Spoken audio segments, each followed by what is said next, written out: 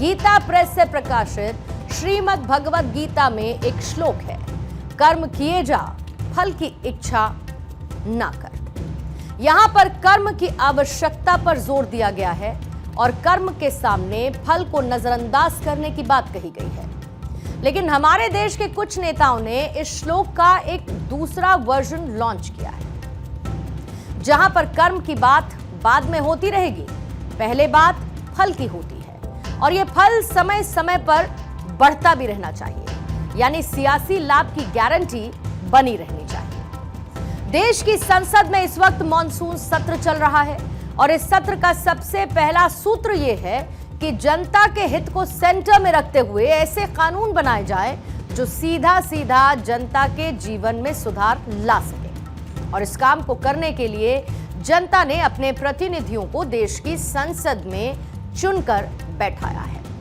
इन सांसदों से ये अपेक्षा की जाती है कि ये संसद के अंदर जनता के मुद्दों पर बात करेंगे, संसद की कार्यवाही को ज्यादा जटिल न बनाते हुए।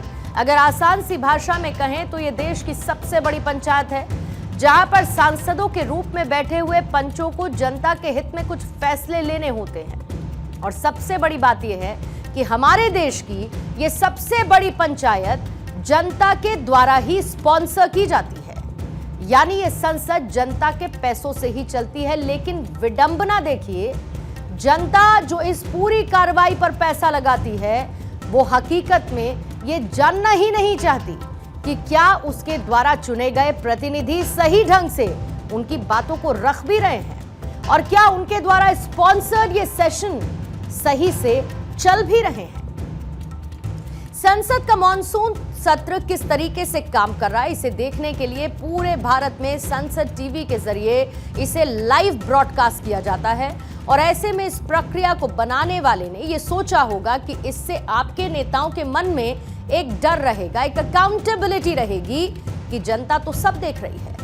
लेकिन आज ये डर शायद कहीं गुम हो चुका है, क्योंकि संसद में जो होना चाहिए वो बहुत कम मात्रा में हो रहा है, लेकिन जो नहीं होना चाहिए वो प्रचुर मात्रा में हो रहा है।